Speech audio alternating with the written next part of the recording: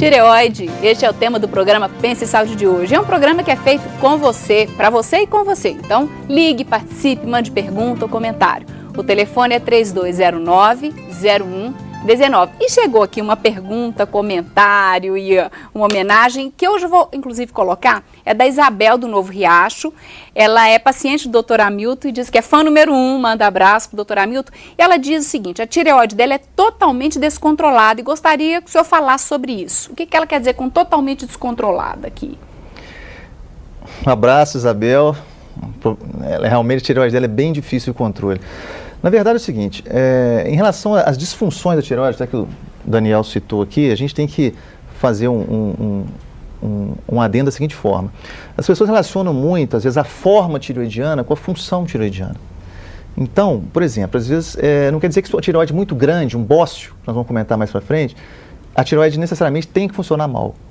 Da mesma forma, a tireoide pequena e normal a palpação tem que funcionar normal. A gente encontra essa variação em conta. É claro que às vezes uma tireoide grande funciona mal, uma tireoide pequena funciona para menos, enfim, mas normalmente não. São coisas separadas, como o Daniel falou, quer dizer, são alterações da forma, que a gente vai até mostrar aqui. Deixa eu só mostrar. Esse tamanho seria o tamanho... mas está ao contrário. Esse tamanho seria o tamanho original dela? Essa é uma maquete tamanho original. Tamanho original. A tireoide tem em torno de 20 gramas, né? Ela está mais ou menos desse tamanho aí, e às vezes ela cresce muito, se transforma numa tireoide mais ou menos assim, ó. Aqui, deixa eu mostrar. Pode tirar essa pequena.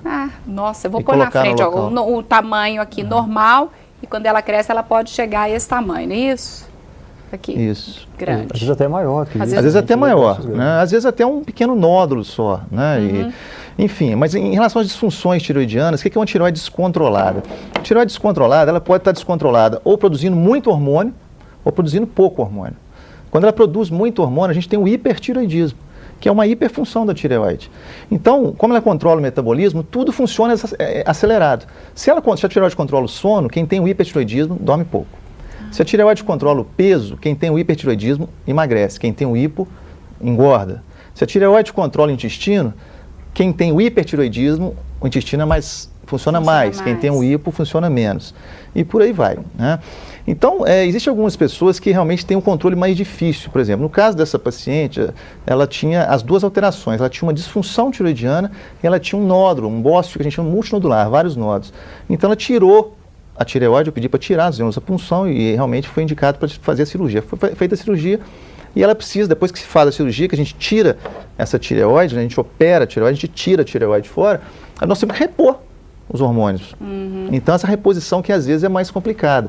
Em alguns pacientes, ainda mais, principalmente pacientes que têm muita obesidade e pacientes que têm, às vezes, um descontrole assim, na tomada do medicamento, sabe? Uma coisa assim que é muitas vezes pessoal, às vezes fica mais difícil de controlar. E é difícil achar o quê? A dosagem certa? Porque a Levane até comentou isso no início, quem controla a tireoide é uma glândula que a gente tem na base do cérebro que chama hipófise. Então, a hipófise é a glândula que a gente chama de glândula distribuidora de alimento para todas as nossas glândulas do nosso corpo. Então, a hipófise controla a tireoide, a hipófise controla a nossa adrenal, a hipófise controla nossas gônadas, né? E ela manda hormônios que estimulam a sua tireoide. Então, quando esse hormônio da hipófise está muito alto, o estímulo para a tireoide, que é o TSH, quando o TSH está muito alto, quer dizer que a tireoide está produzindo pouco. Que por feedback, quer dizer, por contra-regulação, quando a gente tem muito hormônio na corrente sanguínea, a gente manda uma mensagem para o cérebro e fala, tem muito hormônio, então não precisa estimular mais, que eu já tenho bastante. Então o TSH diminui. Ou seja, quando a gente tem um hipotireoidismo, então o TSH sobe muito. Quando a gente tem um hipertireoidismo, o TSH cai muito. E esse controle a gente faz com medicamento. No caso do hipotireoidismo, nós vamos dar o próprio hormônio. No caso do hipertireoidismo, nós vamos dar uma droga que faz com que a tireoide pare de produzir o hormônio tireoidiano. Aí a gente controla, de acordo com o resultado dos exames, a dosagem do nosso medicamento, para mais ou para menos. Tá certo. A gente gosta de saber as dúvidas das pessoas de casa, na rua, com relação ao tema. Vamos conferir a primeira delas? Eu gostaria de saber se nódulo na tireoide pode ser câncer. Bom, aqui o doutor Hamilton já tinha começado, inclusive, a falar de nódulo, mas vamos lá. Sim, na verdade, a grande preocupação quando a gente tem um nódulo na tireoide, Márcia, realmente é a possibilidade de ser um tumor. Na verdade, isso é muito pouco frequente. Dos nódulos na tireoide, 95% são benignos e apenas 5% são malignos. Só que a gente, para poder chegar a esse diagnóstico, a gente, além de fazer um exame físico, a gente tem que fazer um exame de imagem, que geralmente é o ultrassom, mas o exame confirmatório realmente é a punção de tireoide.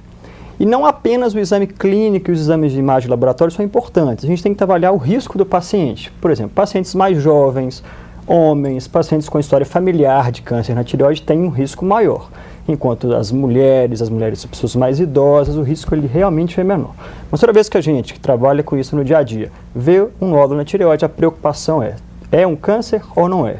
Porque se for, a gente tem que correr para poder fazer o tratamento, que na maioria das vezes, ou quase sempre, na verdade, a menos que haja uma contraindicação, o tratamento é cirúrgico mesmo. Mas é possível, então, que a existência do nódulo sem que ele seja o câncer? Sem e aí, dúvida. nesse caso, o que é feito? É um acompanhamento? Quando a gente faz a punção e essa punção não identifica que esse nódulo é um nódulo maligno, a gente pode fazer tanto o segmento clínico quanto fazer o tratamento cirúrgico.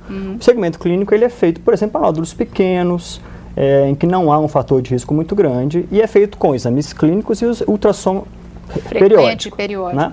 Mas quando o nódulo é um nódulo muito grande, por exemplo, é um nódulo que ainda que é benigno, né, pela punção, mas ele tem 3 centímetros, 4 centímetros, causa algum prejuízo para o paciente, ele não consegue engolir, está tossindo, está com falta de ar, a gente acaba também fazendo o tratamento cirúrgico, ainda que não seja um nódulo maligno.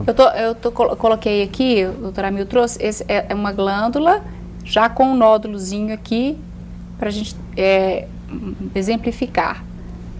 O que está sendo falado. Isso. Esse é particularmente um nódulo muito pequeno, né? Um nódulo assim, em torno de 1 centímetro. É difícil de ser pegado no exame clínico, geralmente isso pode passar despercebido.